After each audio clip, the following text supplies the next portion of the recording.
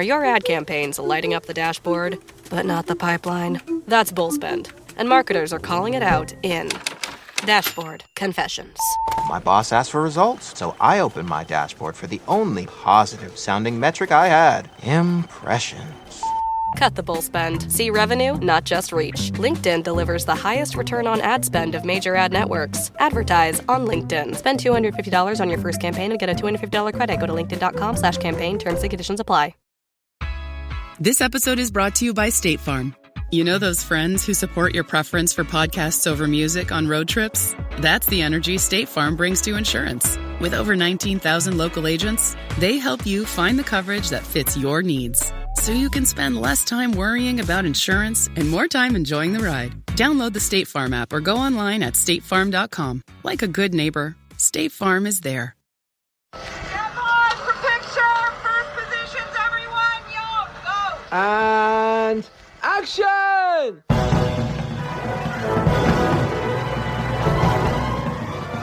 Hello and welcome to episode 338 of the Filmmakers Podcast.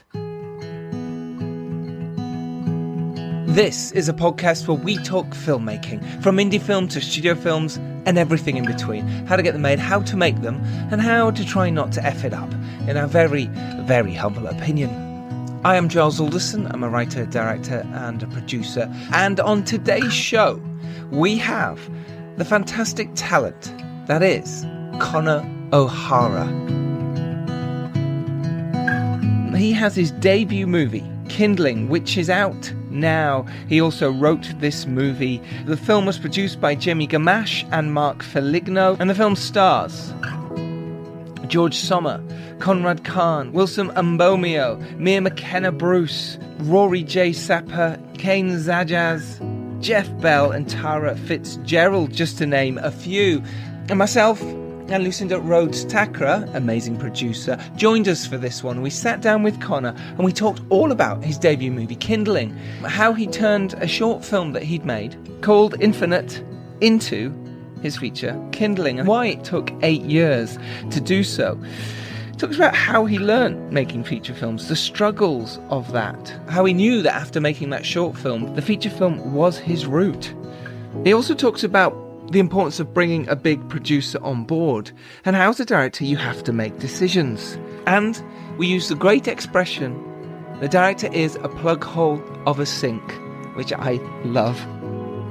I love this chat. Connor was brilliant, very humble, very lovely guy, clearly talented. Kindling is amazing. Like I say, it's out now. Go support it. Go watch this movie. This is how to make indie films. It's beautiful, so gorgeously shot. Cinematography is stunning. The performances are just a delight. And it's one of these indie films that makes you think. We don't talk about this on the episode, actually, but Connor has also been a set decorator on a Star Wars movie. I meant to bring it up, but we didn't. So I thought I'd tell you now. And also on Mary Poppins Returns, set decorator on that. And how he learned, which I found fascinating, because we learn in all sorts of ways to make films. And there is no one route. That has just been proved time and time again by the amazing people who have been on this podcast. For those of you who listened last week to our live episode from London Independent Film Festival, we had Debs Patson, Francis Annan and Cos Greenop. Wow, thank you so much for your love on that one.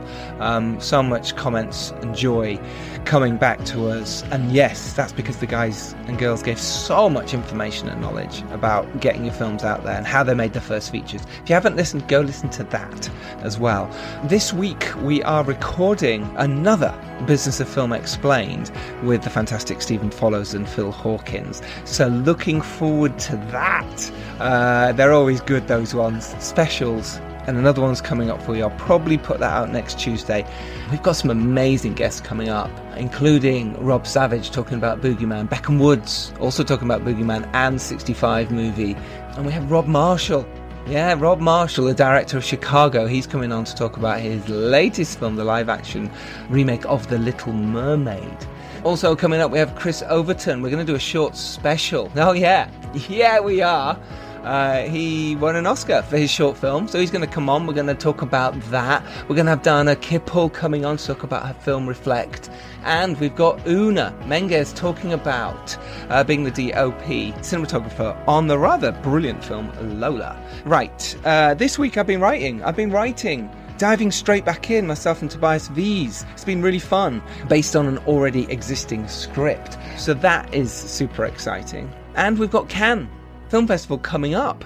So we have been getting all our meetings in, myself and Jack Spring of Shush Films, getting them all set up and ready. All our project decks ready, any vision reels, making sure they're solid, getting it all set up on the iPads, getting meetings locked in.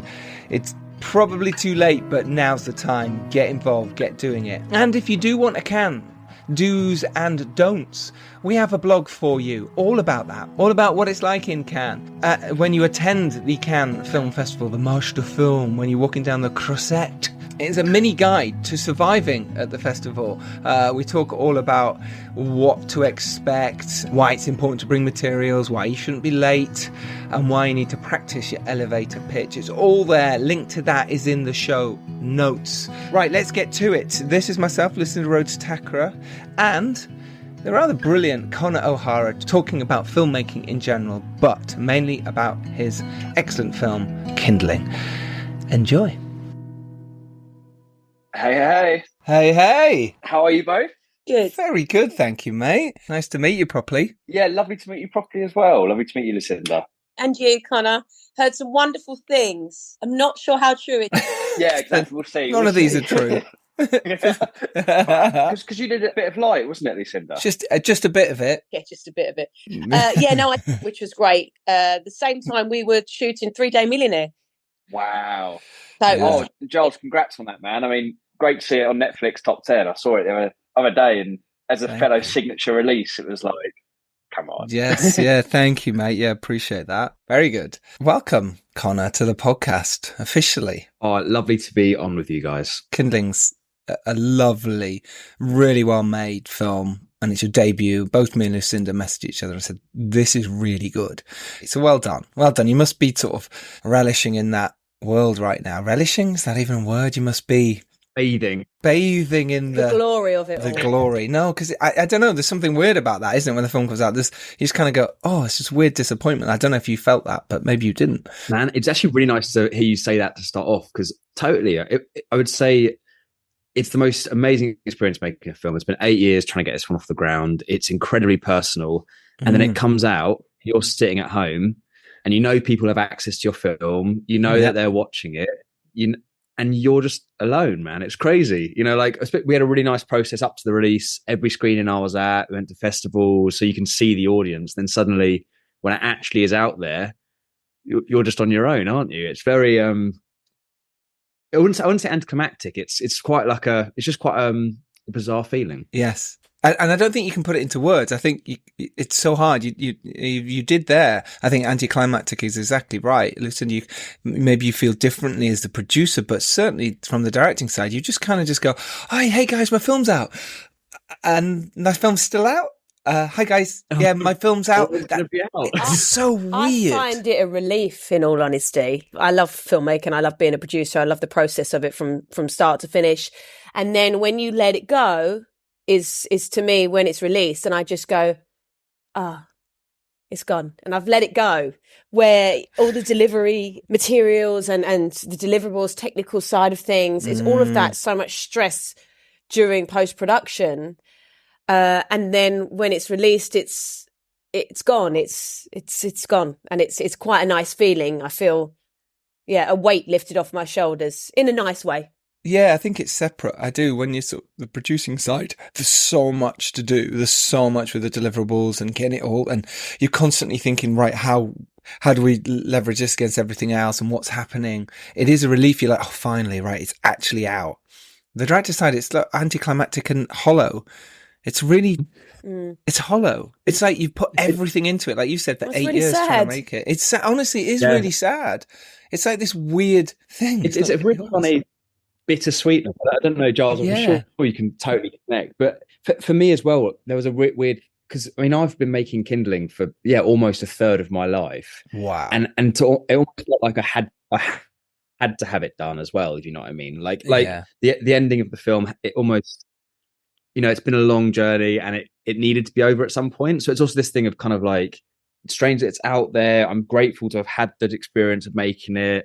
I'm almost glad in some ways that it's starting to come out of my life, because, making a film, it's not an easy task. And it's been 8 years of me trying to pretty much every day trying to get this off the ground. And it's nice almost to leave that in the past now. Why did it take so long, Connor? Can you start us from the beginning? Of course, yes. I mean, Jamie's the producer on the film. We started trying to get this off the ground, I guess, when we were 21. And that meant that I guess we started with this sort of almost like relentless naivety, which meant that almost the first 4 years of getting the film off the ground were essentially I was just learning the ropes of how you actually package, finance, get a film made. So I would say if we were to do it again, we've learned so much through the process, it would have been quicker.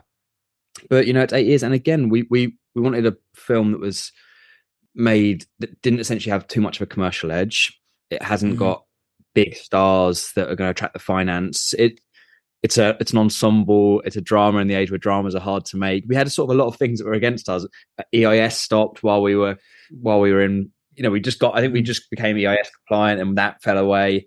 So we had sort of a lot of things against us. And to be honest, I wouldn't, weirdly looking back for it, change it for the world. I almost feel like every year we didn't make it, the film almost became better and stronger. The further I got distanced in age from the characters, I feel like the more I could look back retrospectively and almost, I don't know, I think the film almost has quite a retrospective look on being 21. And I guess when I first wrote it, it felt quite present in that age. So almost every year we didn't make it, it feels like it became stronger and stronger, which was quite a nice feeling looking back. Yeah. Did you always want to be like a filmmaker? Because, you did bits of set design. I think you were almost an actor in bits and pieces. Talk us through your journey then, like being a filmmaker and wanting to do it. What was there a moment when you went, this is what I want to do? Totally, man. I mean, I think the acting credits are just purely from not having any other one else to be in stuff when we were starting out.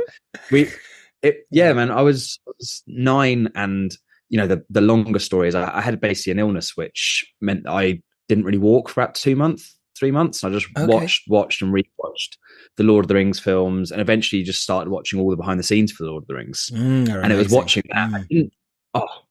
I watched them like every year, and it wasn't so much actually thinking I want to be a director. It was thinking I want to make films. I just saw a group of people doing something together and thought that's the world that I want to be in. So from 9 years old, I think I was very lucky and fortunate. My parents bought me a little video camera to almost start me walking again when I started getting better. So I started making little films, and for a while wanted to be did a side quest trying to be a rock star from like 14 to 17. But other than that, it's always been wanting to be a filmmaker. And Jamie and I, Jamie produced Kindling, we just started about 18 making films together in our back gardens, and slowly, step by step, just took it up and up and up. And so no film school? No film school. Honestly, no real knowledge of how this even works. So that's, it's 8 years was because we literally just started, these doe-eyed kids being like, how the hell do you make a feature? How do you get this thing? I feel like we could make one if we got the money, but how do you actually get the money? And we didn't who's know going to give it to you? Any money.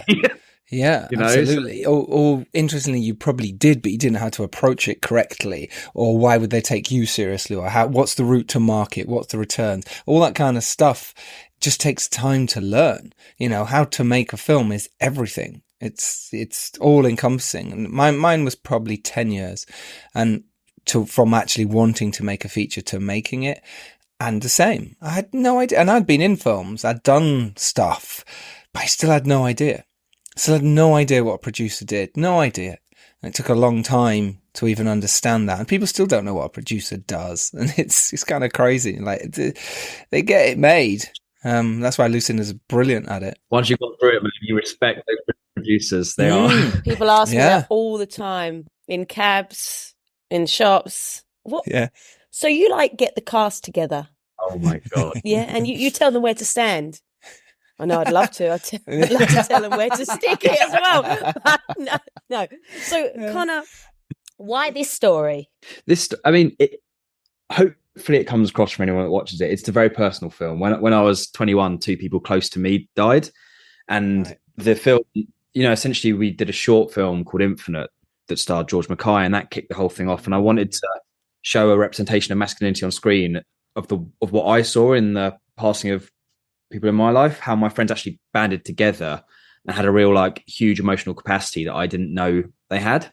And it sounds so directory to say this, but honestly, I felt like when we made the short film, I just didn't feel like I was done. I feel like there was more to say, and I found it really pertinent screening the short film to younger men and having them see a representation of masculinity that they could aspire to be. And I just thought the best platform for even more young men or men of all ages, girls of all ages, to almost see these representations of masculinity on screen. Yeah. It just felt like the feature was the best vessel to do that. And what's been kind of crazy in a book ending to the story as such is one of the boys the film's about sadly passed away a year ago after we'd finished making the film. So we've almost had this, almost life in a way replicated art in a way. And I guess looking back on Kindling, it almost makes me feel quite proud that almost it's a celebration of grief, and it's looking at people that pass away in quite a beautiful, positive light. And after going through quite a lot of that in my 20s, I still feel strongly that it's a good message, and it's true. We need to celebrate those that pass. Absolutely. Yeah, that's gorgeous. How did you go about writing it then? Like you say, you'd made the short, and it was around a similar subject, but then still writing a feature film's, it's not easy.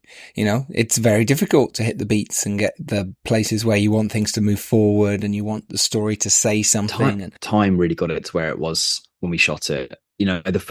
I laugh at this now. The first pass I did of the script, I think, was 40 scenes across a 90-page script. So, that shows the level of naivety we had when we started this, that I didn't know how to write a script. I just put something on page, and it really then became a case of just refining it over years. The dialogue primarily at that point came from conversations that me and my friends had. And then, so it was almost like the dialogue was real and then the situations were fictional. And yeah, it totally just became about refining. And honestly, I'm a YouTube filmmaker. I just knew it could be better. So I just watched more videos, and I got a year's membership to Masterclass and just self-taught everything I could to get it to a place where I could feel that we were getting a lot of rejections on the script. I could feel the more I did it, the more you could feel people starting to click into it. And yeah, it really was just a self-taught process of year by year, making it stronger and stronger and stronger. Going through that time was like year by year, because it can get really depressing. We talk about, masculinity and mental health, and saying you're a filmmaker can be really tough sometimes when you're not doing the thing you actually want to do. Obviously, you've got your own production company as well. You make commercials, you make music videos, etc. within Loki. But I imagine maybe that sort of success came a bit later. Maybe when you were trying to make the film, you were struggling to say I'm a filmmaker or go through that whole process of it. What was how did you deal with that? Because I know I struggled.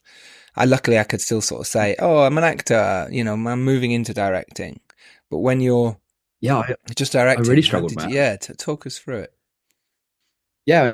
I mean, when I had I started the industry in the art department, and I quit that when I was about 23 to try and get Kindling off the ground. So I gave up all my means of earning to try and put everything into Kindling, and it still took another 5 years from that point. So yeah, I mean, I definitely struggled through it. I mean, didn't have financial backing, had to get whatever work I could, and sort of low key as a production company built through that. Right. And it's funny because I fully had times where I would call Jamie, the producer, just being like, look, man, I'm struggling right now. Like, how can we get this film made? But looking back on the last 8 years, as I said earlier, I wouldn't change a thing. Like, it's almost that the journey to get it made has made me who I am. Yeah, it really is. And through the struggle to make Kindling, we thought, right, we're not creating anything. Could we make a few music videos? And somehow the music video department grew and grew and became what it is today. And the commercial company became what it is today. And we met all these new directors and new crews, and those crews then worked on Kindling. And it just felt, I don't know, if I look back on the last 8 years, almost everything's been quite symbiotic, and all the things that have been hard almost made us do something different, which helped us progress in other ways. And yeah, just looking at the journey, it all just feels like it makes sense now. I was going to ask you about your team, your crew, because you know, when putting a team around you, a creative team as well as a technical team, it's very important to get the right people. And I mean, you'd done a couple of shorts, but you hadn't done a feature. So how did you choose your crew? You've just obviously said through commercials and music videos, but what drew you to those particular people, the DP, the designer? Was it Declan that did your production design? Yeah. So Declan did a bit of light as well, right? Declan he's very good. Got a wonderful eye. Very good. Well, it's really funny. We in the process of making the film, we kind of completely crewed up the film with a first AD, a DOP, a production designer, and the time we shot the film, it was a very busy time in the industry. I'm sure you guys both know because you're making films at the same time. We were just coming out of the pandemic. Yeah, and it was busy. And so all our HODs dropped out. The HODs that we had been building the film with for about a year or two all dropped out in about 6 weeks of the shoot. So we were sort of... That's still a long time. Yeah, still got 6 weeks. Still got 6 years in indie film. Some people dropped out the day before on movies. Yeah, that's because of that boom. Mm-hmm. Yeah, I remember 3 Day. There was about 3 roles we couldn't fill, wasn't there, Lucinda? And we were just literally ringing around every look. Please come on, help us. And it's crazy now looking at it and just go, wow. Especially now when there's no work around, there's less anyway. It's madness. Totally. We had our line producer and our gaffer dropped out the Friday before we started shooting on the Monday. So, wow. I know. Friday. Weekend as well. Cheers, guys. Thanks very much for that. Appreciate you. Gaffers, okay, you can maybe get replacement with line producers to drop out the weekend before. Yeah. It's not good form. To be fair to them, it was for them. They did it in such a respectful way and for a respectful reason. Okay. But yeah, it was still just like, I guess this is indie film, right? Like we find something new and you move through it. But yeah, the DOP I'd worked with a few times before, David Wright, and he's just like a gorgeous personality. I knew we could have a bond together. I knew we could work well together. Mm-hmm. Declan and I had been doing some Zooms with about the project because basically we sensed that our production designer might be about to fall away. So I did some Zooms with people, and I just thought, God, we came onto this first Zoom, and he just had such beautiful ideas, and I think we connected on a very good creative level. And generally with the whole crew, it was just a really special experience. That time of lockdown, again, I know you guys made films at the exact same time. We were in a bubble. It's very special. Very special time, actually. Looking back on it, very special. Like we all had to live together and almost be more than just a crew. You had to be almost like uni halls friends and stuff. And I don't know, I just look back on it, I feel very fortunate who we got to make the film with. I was going to ask about locations as well, because the film is beautiful. It's shot beautifully. The locations are lovely. Are you from Essex? Why Essex? Why that county? Oh, thank you. And again, that is credit to David and Declan for making sure it looked as beautiful as it did. But I grew up in Surrey, and in all honesty, I wanted to film the film in Surrey. I thought, I didn't know what Essex had to offer, and actually, it was when we were recceing, we just found this beauty in Essex that, frankly, I don't think there is. Yeah. And oh my God, our main house location was Essex. That was a big draw to get all the exteriors around there as well. And to be honest, it was just about these boys who almost grow up just outside of a central major city. I found that quite influential on my personal life. The fact that I went to school with these guys, and at 11 years old, you're thrown into a classroom, and it's kind of like, make your best friends here. You don't really have a choice. You've kind of got to form these really tight bonds very early. And it's not like you're in a major city where you've got all these different youth activities and choices to find other mates, essentially. So I felt like almost that kind of capsule mentality that those small towns outside London provide felt like an important way of, just the best way of showing or telling instantly why these guys are such tight friends. What was the moment when you realised it was probably going to happen? You've been through all those times. You've been through disappointments. Was there a moment when you went, oh my gosh, this might actually happen? Was there can you remember it? Was there a specific moment when maybe it was when it was, an extra producer came on board or an extra bit of financing? Do you remember? I can remember. I can sort of remember now, but it all becomes, you almost don't trust it when it does come, right? Like you don't believe. So Mark Follini came on board, who's an amazing producer, and that felt like a really good step because we felt like our team was building. We then got the film financed at the EFM pre-COVID, and then it all fell apart once COVID happened. Well, let's just jump back on that if you don't mind, Connor. So how did you get Mark on board, and that finance that you got there then fell down? Talk us through that, because that's what our listeners will be shouting at the podcast devices now, going, yeah, but how? Because that's what they want to know. Honestly, dude, I think what you do in this podcast is great, because this is what I listen to. Do you know what I mean? And honestly, we got Mark through LinkedIn. We literally, great. Wow. Yeah. Love that. You know, and this just shows the level of sort of, man, how do you make a film? Do you know what I mean? There is no rule book. We got to the point we were taking meetings with whoever we could, and then we heard about this producer, Mark Foligno, who's meant to be a really good guy and supports indie filmmakers. And how did we couldn't find his email address, so we hit him up on LinkedIn. And eventually, I think maybe we even sent a script to him via LinkedIn Messenger, you know, like this. Go for it. But it worked, right? You've now got a big producer on who's made some great films. You have to have the confidence and go for it. Yeah. It's that. God, of course we felt a bit embarrassed using LinkedIn to hit him up, but that was the only way we could. And then, you know, 6 months of chasing, have you read it, mate? He's like, I really want to. He watched the short film quickly, so we knew that he had some kind of bite in. But yeah, it took 6 months till he actually read it. And can I just say that's really good advice? Just to jump in as a producer that gets sent a lot of scripts, it takes time for somebody to sit down for those 2 hours, those 3 hours to digest a script, write the notes, get into it. So please bear with producers that haven't, you know, read it that night or read it in 2 months.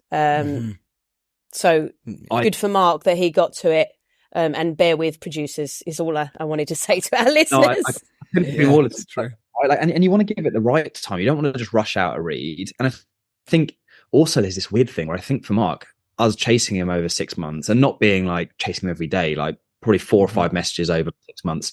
I think just remind him that we were serious and we weren't going anywhere. Not in like we're not going anywhere like a limpet. Just like we really do want to make the film. We're committed to it, and our commitment to that almost hopefully showed him that we wouldn't let him down if he did come on board, and we'd make sure we made something of value to him. Yeah. So after 6 months, he's read it by now. He likes it. So you get on a Zoom, do you have a coffee, do you have face-to-face? Yeah, Jamie, the producer, had a lot of really good meetings with him. So they connected early. And actually Mark almost raised the finance for it 2 years before we ended up making it. And then that money fell away. We raised it again in Berlin, and then that fell away. And then what was the reason? What could you just talk us through that little bit there, that you raised the finance and then it fell down? What was this through? Pre-sales, private equity? Was it Mark doing that? In all honesty, the first time we raised it through someone who had gone through a similar experience to the characters in the film, and they were in remission. And then the cancer came back. So the money fell away because the situation changed. So it was a you know, you totally understand it. Of course you do. Of course you do. Yeah, it's life. But as you said, Giles, earlier, like, what was the moment that we knew we were going to make it? I'd had like 7 where I was told that it was going to get made before. Yes. So I'd say the moment that I actually knew it was going to make it is I think I called Jamie. I was chatting with Jamie about 3 months before we actually shot. And I was like, Jamie, do I actually just commit myself here? He was like, you have to commit yourself now. Because almost there was never going to be a point where it was fully green lit. It's an indie film. He was like, I'm pretty certain in 3 months we will be shooting this film. So I'm pretty certain that you should be starting the work. And we still needed that final bit of gap to come in and close everything. But it was that thing of, you know, I don't think I really got that, oh my God, this is happening moment. It was always just like okay, I now need to put my blinders on and believe this is happening because I'm told by everyone around me that we're really close. You never really believe it's happening until you're on set day one eating a vegan bacon roll. Please, everyone do that. Yes. I've said bacon roll before and Giles has corrected me. So it's when you're on set first day, then you go, wow, shit, I got to do this.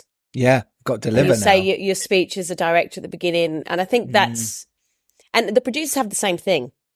We never really believe it either, even though we're there raising the finance and we can see it in the bank. And I've got honestly, I couldn't have more respect for producers. Like, I know that Jamie had issues with the money like 2 weeks before we shot, and like not like major issues, but like some stuff was happening still, and he kept that from me in a really respectful way, not in like a lying to me way. Good. Like, he knew that it was fine, but he just really protected my mental health to keep me confident. He just worked hard to keep it going. It was, the stuff isn't there. I mean, Lucinda, you must feel it. I know, Giles, you produce as well, but like, you've got to kind of safeguard your director from some things, let them into other things. Yeah, God. No, it's so important to do that. And Lucinda was brilliant on the movies that she produced when I directed, and keeping me from the stuff that I didn't need to know about as a director. It's irrelevant to me. I've got to concentrate on doing the job that I do until there's nothing she can do but tell me the horse isn't going to be here, or the sword's gone somewhere else, Excalibur's not here, whatever. There's a hurricane. We're stopping filming. That was the best. Yeah, that was the best. Giles kept shooting.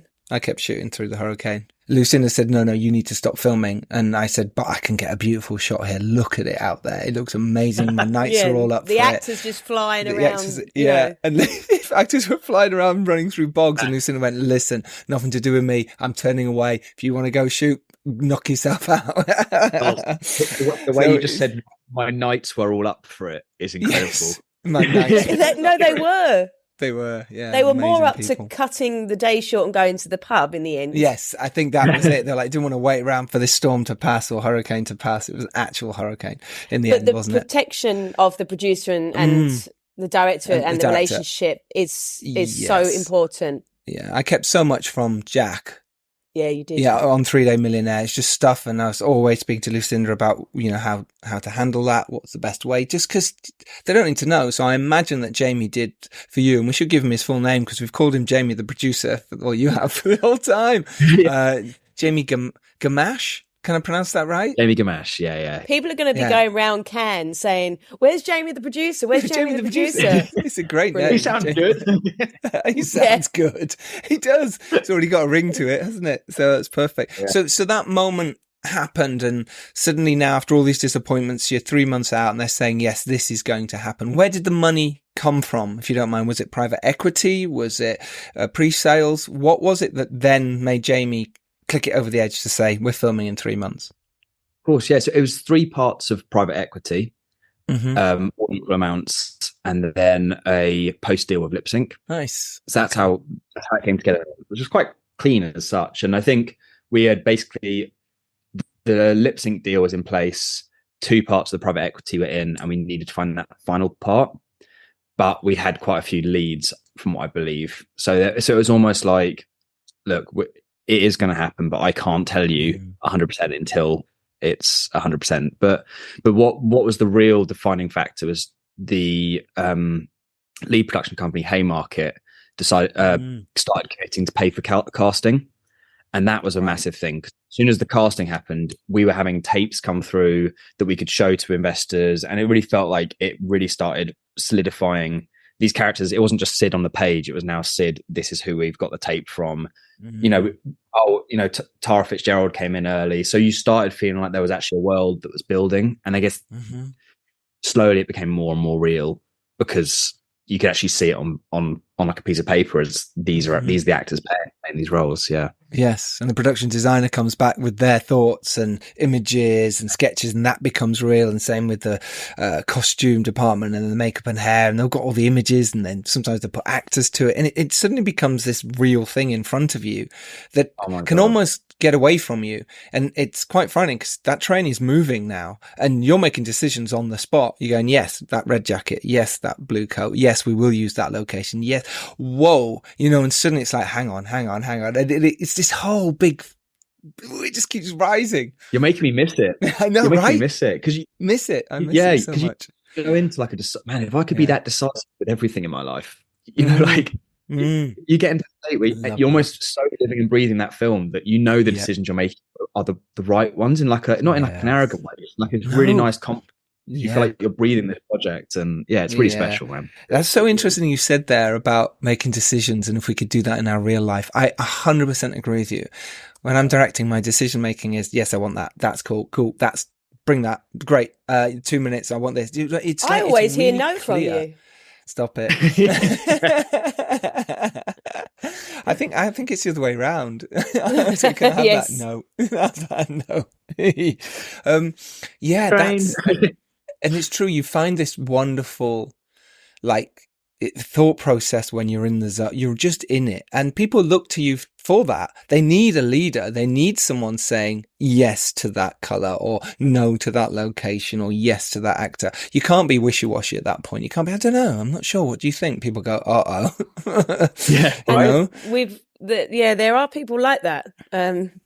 Directors like that don't make the right decisions. Well, I think the nicest thing about making films is that everyone else on set is better than you at their job, and that's the cool thing. And you're working with these production designers, costume designers who are bringing options that you couldn't even imagine, and it elevates everything. And so all you basically have to do is just. I've always said, like, some people see like directors as like the top of a hierarchy, but I just see it as like the plug hole of a sink, and it's almost like all this really good stuff's just got to come into it, and all you've got to do is just funnel it out into this really nice, thin, concise. You just make concise choices with the best that they're giving you of all these people that are essentially more exciting and have these amazing ideas. Yeah, that's really cool. And what's that? What's it called? A strainer? You know, the thing that goes in a sink in the kitchen that collects all the crap. All the stuff that comes off the plates. Is it called a strainer? Right. I think. I know what you mean. The plug strainer that keeps the old plug pasta. Strainer. Yeah, that's what we are. Yeah. That's what directors are. We're a plug strainer. Strainer. But I think if more directors can see themselves as plug strainers, we'll have a much better world. Yeah, I love that, Connor. That was brilliant. What did Jamie bring to you during that time then, that you're preparing and you're doing all your production design and your costume design and you're casting your actors? What was it that you really liked that working with Jamie there really helped you, that he brought you as a director from the producer side? We sort of, again, touched on it earlier. Like, producers are so much more than a clerical person who is putting on a shoot. Like, Jamie was my, like, absolute ally. Do you know what I mean? And ally, not always in agreeing with me, was sometimes like conflicting with me to push things further. I knew he had responsibilities on his mind, but at any point I could come to him to talk through my stresses or to talk through an idea I'd had. So yeah, I think Jamie just always provided me with that sort of like support. Like I was, nervous at points, man. It was my first film, and to have that person to lean on was really special. So I think I don't imagine that if I'm allowed to make a second or third film, I won't feel that nerves again. I think producers are like the crutch of a director, right? And really hold it up, like he allowed me to be confident every day on set. Yeah. So I think what he provided was just that think pool, I guess. And how did you meet? You didn't actually tell us the story of how you guys came together. Cool. Well, that was on my rock star side quest that I took when I was younger. Was he part of the rock star sessions? When I was 14, I formed a band, and he'd formed like a separate rival band. So we were both sort of playing at local gigs at the same time, and then we formed Blue versus Westlife. Got you. It was Blue versus Westlife, and we formed Blessed Life. Yeah. So we formed. No, please. That's amazing. Blessed Life. I love that. That's so good. So yeah, we took like half of each band and formed this local Surrey-based super group called A Wolf Like Me. Busted. A Wolf Like Me. Yeah. Wolf Like Me. And when you look back on it, we've always been optimistic. Like, we were booking we wanted to go on a tour at one point. So we were booking bands. I'm not sure if you'd know them, like Young Guns, who end up doing all right stuff, and we were booking them to like support us when we were like 15, booking them in like our pants, sitting at home being like, yeah, we'll give you 150 quid and a 24 case of Fosters, and getting our dads to go and buy the Fosters so he could make sure we put them up. And if you look at it, that's just producing as well. All the stuff in the stuff and putting on shows, it was just building up towards what we ended up. And we'd make the music videos and stuff as well. So yeah, we started in the band, and then band finished when we were 18, and I went back to wanting to be a director, which is what I wanted to do before that. And Jamie joined me on that quest as well. And now he's one of the best, I think, upcoming producers in the UK. So it's a nice quest. That's brilliant. It's interesting. I've worked with some directors recently that always want to bring their producer so I've been producing a movie and we've brought the director on, and the director that has grown with a particular producer says, I need to bring my producer with me. And there's a couple of directors that I work with that say, I need you with me, or I would like you to be on this project with me, even if we haven't been through the finance stage and somebody else has brought the finance. So it's interesting. It is the ally thing. It is somebody that you can trust, and you can cry and you can shout and you can do everything at this person. And I think that is really important. I lectured at a university the other day, and somebody said, what's the best advice you can give when going into a venture? And I said, choose your partners wisely, because they will help you on your journey.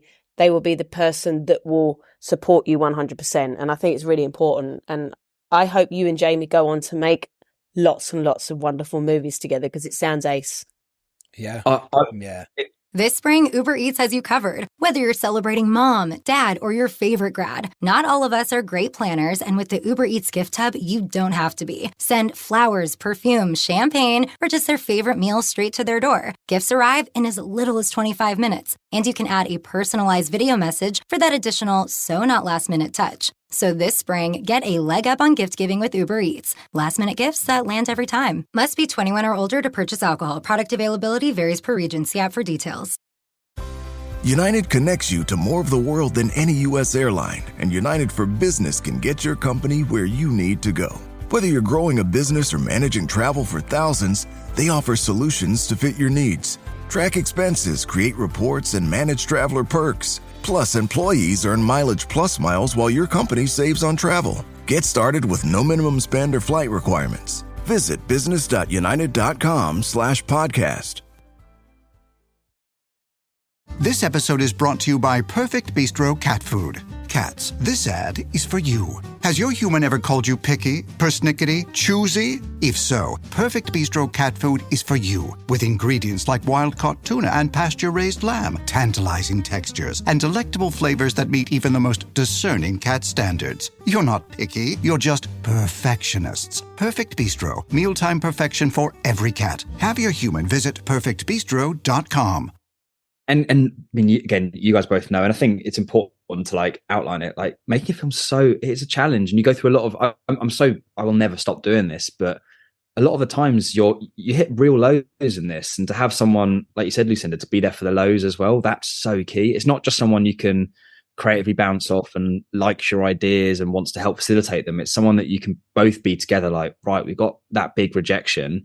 How do we pick ourselves up and carry on going? And that's a big thing as well, right, with the producer. Yes. Yeah, no, it's important to have those allies and teammates around. That's what's been wonderful about doing this podcast. It's cemented mine and Lucinda's relationship, Dom, Phil, Ian, everyone else that's been on this pod as fellow hosts, Matt and Tori. You become really good pals with them and you share. And that's what this industry lacks sometimes when you're making indie films. It's very closed, and it shouldn't be. So that's what we try and do here, is open it up and say, no, it's all right. We're all in the same boat. It's really tough, and there's no one way to make a movie. It's however you can make it is the right way. As I said, watching those like Lord of the Rings behind the scenes as a kid, all I wanted to do was make something with people, and it's about the people, isn't it? Like when I look back on Kindling, I'm proud of the film, and I'm so glad it's out there, and I'm glad I got to make it.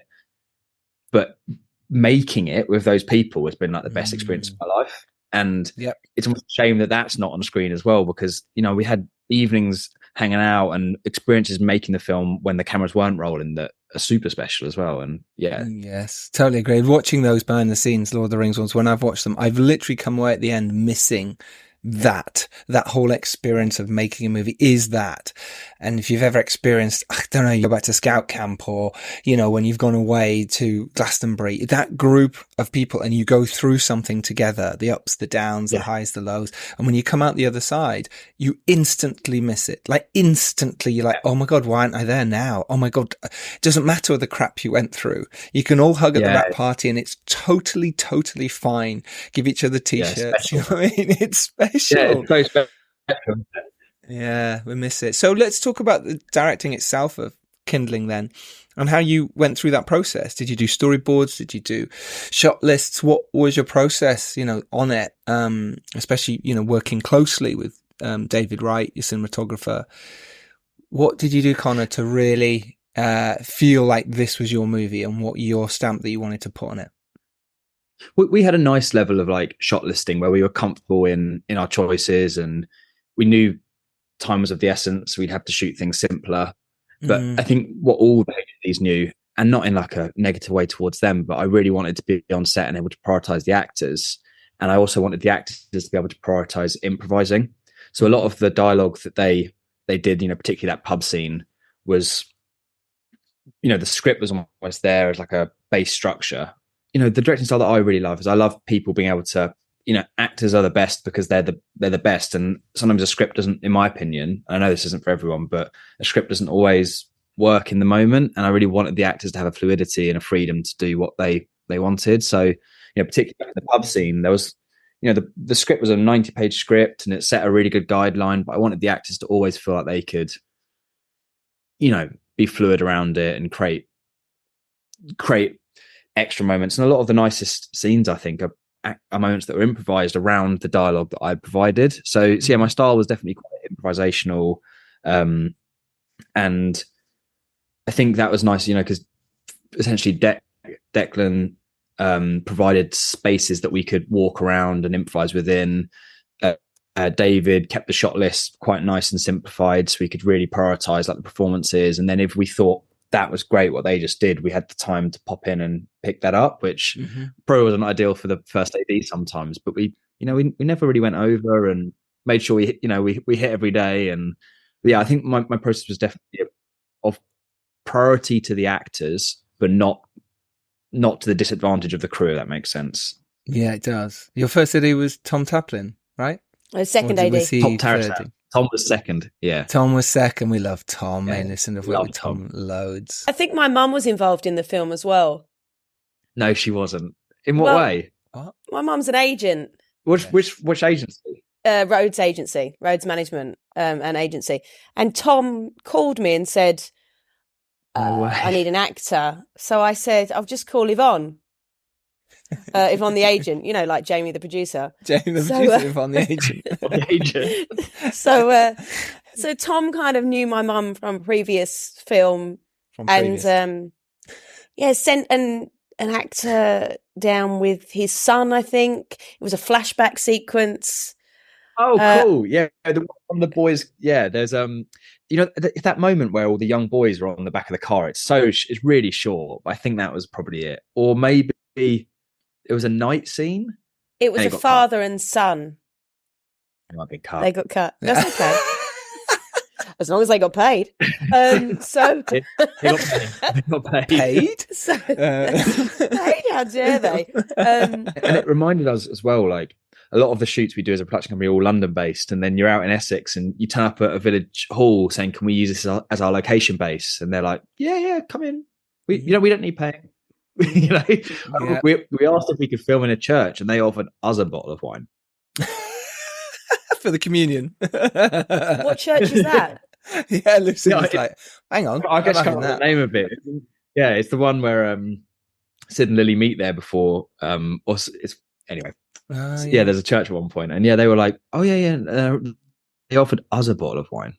See, to get out of London sometimes, the niceness of people, the generosity sometimes of just asking. Like in Grimsby, when we asked on 3-Day Millionaire for anything, if locations fell down, often, just something happened. So you just knock on doors and people would just open it and go, "Yeah, of course, come in," and it's lovely. It really did make great action there, Giles. Thank you, mate. Thank you. Really natural. You should call Yvonne the agent and get me signed up because I'm missing a trick. She's missing a trick, should I say? Brilliant. I'm going to get her to listen to this. Yeah. In terms of that, like what you learned then as a director and working with actors and working with that impro style, what was it that you're going to take forward to your next film, etc.? What was it on this that you made a mistake on? Anything like that would help our listeners would be great. I think one thing I'm really proud of that I think we did well is we always wanted to create that atmosphere on set where everyone felt safe and the actors had that space to improvise, and it really felt like an environment where even that the runners could come up and feel comfortable talking to the at lunchtimes the runners would play football with the actors and stuff, and I feel really proud that we managed to create an environment like that on a film where there was people's money at risk. And I hope to be able to do that again, create a film that reminds us that we're all just like kids who grew up to want to make films and almost take a bit of the business out of it when you're on set. So I'm really proud of that, definitely. And the stuff I learn, I think it's really challenging because so much of the stuff you learn is when you're in post, isn't it? And you're looking at the edit and you're like, oh, why can't I go back and do this? And I so hope that I've learned from those things when I make my next film. But I bet you I'm just going to do the exact same thing and be sitting in the edit room and thinking, God, if I knew what I know now backwards. But I guess that's sort of like, I said about looking back on the last 8 years and not regretting anything. It's sort of like, of course there are things I'd change in the film, but that's filmmaking, right? It's just move through it. And it's that Peter Jackson quote, like it's just, a film's never finished, it's just abandoned. And I do feel like you get to a place where I'm so proud of that film, and it's the film I made at that point in my life. And of course there are things to change, but I will always look, in 30 years to come, I'll look back and be like, yeah, that represents who I was then. And that's cool. Yeah, that is cool. How did you overcome a problem then on set when there was something went wrong or the light was total? Because, you shot a lot of this at night with very little light, you're shooting by fires. How did you deal with when there was a problem, when there was an issue? Well, how did you get over it? How did you make it work? I think, we do music videos, man. Like they are the worst sometimes when you're like problem solving. So I think they're the worst. They are really, really hard, man. And we've been through so much stuff, like actual problems on music videos where you're like, oh, this could be a real issue. So I think generally I felt like my pulse was quite low throughout Kindling, actually, on like in terms of like problems. It felt well run, and you guys have both seen the film. It's quite a contained film as well. So we didn't hit too many problems. But I think, like we said earlier, with the choices you make, I feel like I knew the film so well that even if we only had an hour to shoot something and we meant to have 3, I felt quite confident to be like, oh, okay, I think this scene belongs to this character. Let's just prioritize them. And it was just it's just thinking on the spot, isn't it? Like, and I look back on when I did the bigger budget stuff, and it was exactly the same there. You can plan everything so well, but sometimes things happen and you just got to make it up a bit as you go along, haven't you? Yeah. Talk about selling the film then afterwards. Now you've made it. You've mentioned a bit about post, and we could dive into that forever, but you always learn so much on the post and sound mix and score and everything. You learn so much. But let's talk about selling the film and getting it out there, because Carnaby Films are involved, and then you distributed by Signature. So what was the process there? How did it happen? Because was anyone on board before? Was Mark a big influence in that? Did Jamie, the producer, start the ball rolling beforehand? Was Yvonne, the agent, involved? It's the process that no one tells you about, right? Yeah, exactly. No one tells you about the process of selling and distributing a film. I think when you're making it, we finished this film almost a year to the day before it actually came out in the UK. So, you're sitting on this egg that you're just waiting to hatch. And and everyone keeps asking you as well, sort of saying, when can we see it? When can we see it? Like, dude, it's been a month. I'm literally recovering. I'm trying really hard. Yes, exactly. So Carnaby were a part of the finance. Their sister company is Haymarket. So they sort of came with that essentially. Because we're it's a drama. It's a hard sell. What happened is Jamie, the producer, actually, I can't really say who to, but Jamie made a sale to someone, right? And making that initial sale encouraged Signature to board, because they knew there was already like a sale that was ready to be made, right? And so that was really exciting, because I get it from Signature's perspective. How do they mitigate their risk? So essentially, like, to have that already knowing that something was present meant that they could come in to distribute it. And since then, we're just about to announce a sale in the US. Amazing. We've almost got Australia, we've almost got Scandinavia, and hopefully, Cannes, when we're recording this, 2 weeks away. So we're hopeful that we might make a few more sales. But it's definitely been an experience realizing that it's very cast dependent out there. It's very genre dependent to sell a film, and just because you made a film doesn't mean someone will buy it, and doesn't mean it will get out there. I've chatted to filmmakers since making Kindling who made a brilliant debut, which went to some good festivals and never got a release. And it's almost unfathomable to think of that. But Yeah, so I think it makes you feel lucky for frankly anything you get to get your film out there in distribution. And it's a lot of rejection as well. And I think it's almost rejection after you've made the film and after you've been rejected in making the film. So it's kind of a new level of rejection. Yeah, rejection. It's a worse rejection because when you're sort of trying to make the film, there's just images in your head and you're just talking to people about the script and who you could be in it. When you're delivering the film, that's your pride and joy, your baby, and it hurts when people go, yeah, no, it's not for us. No, it's not, whatever. It's really actually harder, I think, in some ways, because you've now got a product and that's someone's got to like it and watch it. And then if it does get out there, you've got to deal with the reviews and will the public like it?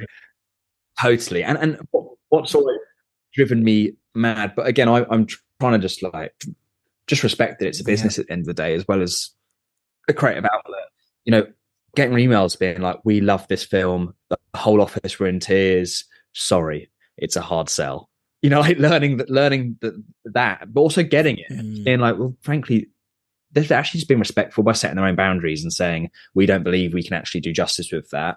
And Signature have come on board and done absolutely brilliant with it. So I'm really proud of where it's ended up. And I don't know, you realize that you have all these dreams for your film's release, and actually just to get a release is something very, very special. Totally agree. Yeah, especially it's a big distributor, especially people pushing it for you.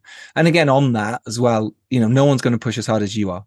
And listen to know this as well as anyone out there is that as much as a big distributor could come on and they can go, yeah, we're going to do this with your film, they're never going to shout about it as much as you are. And that should be the case. You should always remember that you are the voice. You've made it. You're the one who needs to do your crowdsourcing, be on your socials, set up your film page, push it. Don't ever let anyone from the very beginning to the very end say they're going to do something for you and your film, as no one will do as much as you do.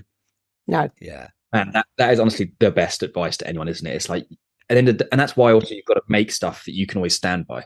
Because you stand by that film through everything, through all the sort of traumas. Like you got to stand next to it and be like, I'm proud of it. And you're right. And also, I guess in that, the producer and the director are also the people that benefit the most.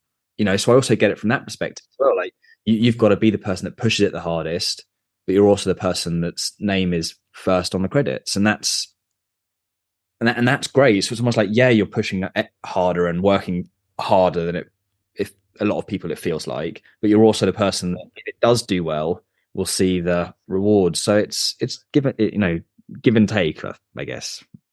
Yes. Yeah. No, I totally hear that. Yeah. So what's next, Connor? I've just finished writing another film, which feels super amazing. And it, over the year of Kindling being distributed, it's allowed me definitely. It's like, I didn't know if I would have another idea after this. It's been, 8 years. So to actually feel so proud of the next thing that I'm working on, just feels really exciting. And yeah, just, off the back of Kindling, got picked up by an agent, which is really cool. So they're helping me to set up some meetings. Right. And hopefully, the next few, this sounds, I don't really care if it takes another 10 years, to be honest. I'm pretty happy to make, just as long as I can make what I want to make and make it the way that I believe is the right way of making it. If it takes another 8-10 years, fine. I'll do that again to be able to make a film the way we got to make Kindling again. And I guess in the meantime, I also love like running low key and helping other people tell their stories. Like we've got a slate of features, and I think I want to be a filmmaker that, yeah, is a writer director, but also there's so many stories that I don't believe I'm the right person to tell. So to also be able to help other people make films is a really, really exciting venture too. Awesome. How beautiful. That is awesome. Well done, Connor. That's really cool and lovely to hear. And you guys are great, by the way. I really enjoyed chatting with you both. Yeah, that's right. You're great, by the way. Humble as well. Very humble. Yeah, Connor, we do appreciate you saying that. Because sometimes, we do joke around and we try and keep it relaxed and make our guests feel comfortable. So I'm pleased that you've had a good time. So thank you for saying that. Oh, it goes back to that thing. We're all just kids that have grown up to be lucky enough to make films, doesn't it? So we can't joke around about it. It's all for, And we love it. Yeah, we do. Even through the really tough times, we remember those amazing times and we go, I want to be back doing it. I hope that's come across. Said I genuinely, like, I wouldn't change it. I wouldn't change the bad times for the world. Do you know what I mean? You just ride it out. Yeah. And you learn from it. That's the point of it. You learn from it. And like I say, what you mentioned earlier about you think if you might make those mistakes again, you might, but you'll make them differently. You'll make them in a different way because you remembered what happened. Okay, I needed to get that shot. I must have, do you know what? I lingered too long. I just did too many wides. I don't know. Whatever it is, it's like, okay, I remember the edit. Let me think about the edit, or whatever it is. But like those master filmmakers like Chloe Zhao, Steven Spielberg are sitting in the edit suite resenting themselves for the mistakes they made on themselves. Hating them. We all do it. Like, it's not like it's going to stop. No, but I watched the Hollywood Roundtable a lot. And love the conversation, I know, I love it. Conversations they have around that table are exactly the same conversations that we have at this level. Mm-hmm. They've just got more money. Yeah. It's hard work. Exactly the same problems. And, bigger budgets, bigger problems sometimes. We have more people breathing down your neck, over your shoulder. It's someone's money. At the end of the day, it's a big studio. They know how to manage, or they think they know how to manage filmmakers. So they come in with their big ideas. Where if it's a private equity investor, they're not going to be over your shoulder necessarily. It's a different way. So yeah, it's an amazing achievement anyway to make a film. You've done incredibly well for a debut movie. Kindling is outstanding. The cast are all superb. Jamie, the producer's done an amazing job. Yvonne, the agent, did really well. I want to meet this Jamie, the producer, in Cannes. Yeah, me too. Are you going to? You'll be in Cannes, won't you, Connor? Guys, we'll get a drink out there 100%. Yeah, I'm out. There we go. Let's do it. Let's do it. We'll see Jamie there as well. Listen, Kindling is out now. Go watch it. Actually, is it on Sky now, or is it still on? Connor, tell us where it's out. Yeah, Connor, tell us where people can watch it. It's easier than me blagging it. Kindling is out now in selective cinemas, but probably by the time this podcast comes out, it's on Amazon, Apple, Sky, Microsoft Store. Anywhere you can buy a movie, you can buy Kindling in the UK and Ireland. Amazing. That's what Signature do so well. They get it out to those people. So congratulations. Go watch this film. Go support indie films. This is how to do it. And if you're lucky enough to rise up and do well, it is your duty to send the elevator back down. We will see you next Tuesday, as always, when we have another amazing guest, I imagine, talking about how they got their films made as well. We have a whole back catalogue of podcasts of how you can make your films, over 330 of them. So go search them, find the ones you want, producers, directors or writers. They're all in there, crew members, and learn as much as I have from listening to these amazing people. So for now, listen to Rose Tacker. Thank you for joining me as fellow host. Thank you for having me, Giles Alderson. Absolute pleasure. And Connor O'Hara, you've been brilliant. What a great guest. Congratulations on your film, and thank you again. Oh, you legends. Thank you so much for having me, honestly. It was great fun, Connor. Cheers, guys. Right, see you all next Tuesday. Take care, everyone. Go out there, make your films. Make it happen. Believe in yourself, and then come tell us about it on the podcast. Till next time. Bye-bye.